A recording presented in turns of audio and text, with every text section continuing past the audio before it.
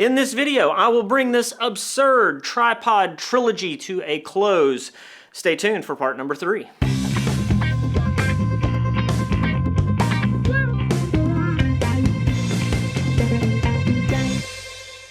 Hello world, my name is Matt Spa and I'm a photographer, videographer, and amateur lumberjack in Atlanta, Georgia. This video will absolutely conclude the tripod trilogy shopping saga that I have been on for months.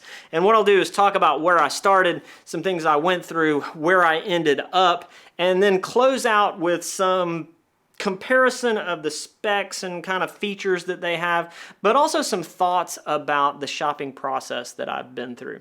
So let's start with the background. This is the Manfrotto 055 tripod with the 502AH head. It's an awesome unit. This is an industry standard as far as I'm concerned, and for good reason. It's been around for a long time. It works extremely well. This is the E-Image GH06 head sitting on top of a GA752 tripod. And you may look at these and say, this isn't really apples to apples at all. This has got a telescoping head. This has a ball mount so that you can adjust the angle. This has tandem legs. This has single rod legs. And you'd be right, but both of these are made for video. And this is what I was using. And I was looking for some way to upgrade to something that was a little bit more stable and had a little bit more refinement in the features. Fortunately, I think I found that. And let's talk about the features. The first thing is the lock location. My big problem here was the location of these locks. They're just difficult to get to and they're very awkward. This head fixes that by putting both locks right here on the left hand. So I can lock down the pan by pushing that. I can lock down the tilt by pushing that. That's it. That's all you have to do. Very convenient. Solves the main problem that I had. The next thing to talk about is the drag system. This one is infinitely variable. So you just turn this little wheel, and as you turn it, you get increasingly more drag. You have a knob on the side that you do the same thing for tilt.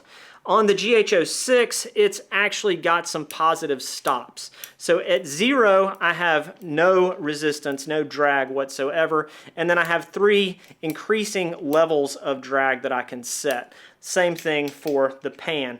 What I like about this is that it is repeatable. So if I know kind of the weight of the rig that I'm putting on here and what I'm doing with it, I can put these in the exact same spot. And what I start to do is get something that my brain can remember. So the muscle memory works a lot better over here.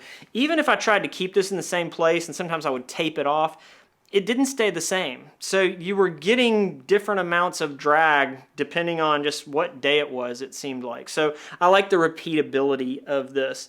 Next thing to talk about is counterbalance. Counterbalance is a built-in resistance that allows your camera to kind of return to level, or if you're really lucky, allow your camera to stay still wherever you leave it.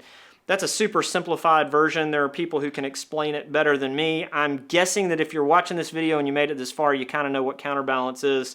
In the Manfrotto, the counterbalance amount, so the amount of that resistance is fixed. You cannot change it. On the GH06, you actually have 6 different levels of counterbalance. 0 gives you none, and then you have 1 through 5 positive stops, again, that allow you to increase the counterbalance. The beauty of that is I use different weights of rigs. So sometimes I'll have an A7 III on here with maybe a small monitor and a microphone.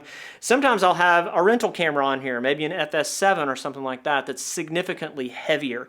Being able to dial in that counterbalance and still balance the weight properly above the head just gives you smoother shots. It's just, like I say, an extra level of refinement. Next thing to talk about are the leg locks. These legs are tandem legs, so these multiple rods fall out, but they have a single lock at the top of each leg. So you loosen all 3 of these locks, you raise this or lower it to where you want it to be, and you lock it down and the thing stays still. The Manfrotto is a 3-section leg, single rod, so no tandem. And each one of those sections has to have its own lock. So for the 3 sections, you have 2 locks. which means double the amount of work, and you have to bend over to do it. So if I'm holding this at a certain height and I let those legs drop, I've got a lot more work to get everything locked down. This is a lighter weight tripod, so that's not a huge issue. The weight that we deal with over here, which we'll talk about in a minute, makes this a must, and it makes it just a really, really nice feature to have. Next thing to talk about is the quick release plate. They're both Manfrotto style plates. Duh. This one is a little bit longer. It only can be put in by sliding it in from the back, which doesn't seem like a big deal, but sometimes it's a pain, especially if you have a heavy rig. You've got to get it aligned just so to slide in there. The quick release plate for this is actually attached to my rig that's sitting on the floor, which we'll talk about in a minute. But you have the option here to insert from the side and then slide it down and it will click into place. Really, really nice. I never realized what a great feature that would be. You can, of course, also slide it in from the back. They both have locking knobs. They both have a little pin to keep the thing from falling out when it's not locked in. So a little bit larger platform over here as well, but it's not hugely different. The next thing to talk about is the handle. The Manfrotto has a fixed length handle with a very nice rubber handle on it. The GH06 has an adjustable handle, so you get probably, I don't know, not quite double the length, but pretty close. Again, nice rubber grip. I like the flexibility of that. I like being able to use this short or long as I choose. Next thing to talk about, it's kind of dumb, but I just think this looks cooler. It's all black. It's a little bit more refined to me in its look. I've never liked the red ring down here. I've never liked the bright red logos that Manfrotto puts all over their stuff. So, you know, I don't know that that's really something that matters to anybody, but it matters to me, and so I'm mentioning it. The next thing to talk about is the weight. This is a significantly lighter unit than this is. I'm working on a virtual garden tour right now, and by the time I put this rig, on the tripod, what I've got is about a 21-pound rig to haul around. So working from 6 a.m. till 8:30 or so when I lost the good light, it'll wear you out, but it makes it a very stable platform. So that weight is a blessing and a curse. Of course, if you're in a studio, it's a very stable platform.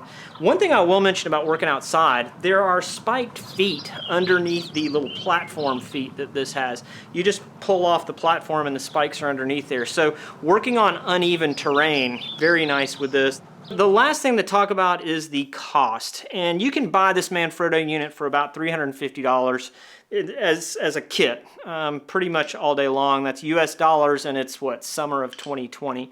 This unit is $550, which is a lot more money, but I was looking for an upgrade. You get a lot of refinement for your extra $200. And although that may sound like a lot of money, this is still definitely a bargain video head. The closest competitor that I could find to this was the Saga Ace XL. Similar in size, similar in weight payload, similar in functionality and features, and that unit with a tripod, an aluminum tandem leg tripod, is about twice the money. I think it was definitely in the neighborhood of $1,000 US. So this is a bargain. It's a great value in my opinion, and totally worth the extra money. You're actually getting into the same money that I spent for the Benro S8, which in my opinion was not even as good as the Manfrotto. So really good value in this E-Image unit. To conclude this part 3 of the ridiculous shopping saga, I'd like to say that I'm really happy with what I ended up with, but I'm not particularly proud of the process I went through to get to this point.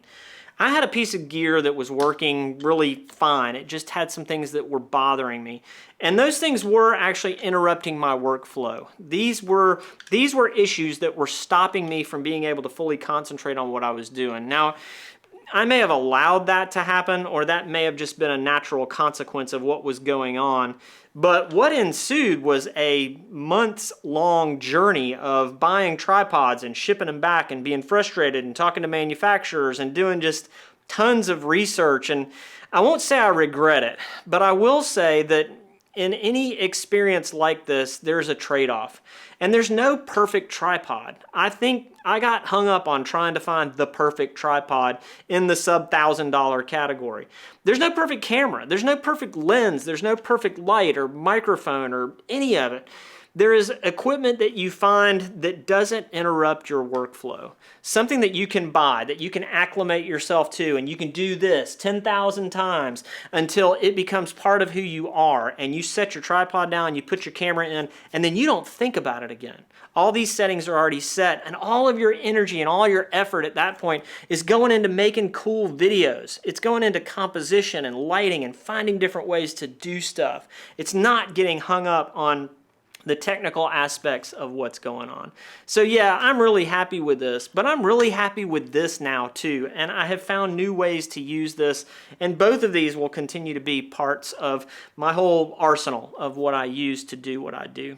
I hope this has been helpful. I hope that if you're tripod shopping, maybe I've given you some things to think about. I think if you're shopping for gear in general, I hope I've given you some things to think about in terms of where it's cool to make some compromises, and sometimes you need to just find something and stick with it until it becomes part of who and what you are and how you work. If you liked this video and you like this kind of content, please consider subscribing. I love the thumbs ups. Those always I just like the thumbs ups. I love comments and bell ringing and you telling 2 friends and all that kind of stuff. You do all that stuff and I'll stay here and keep doing this stuff, and I will see you in the next one.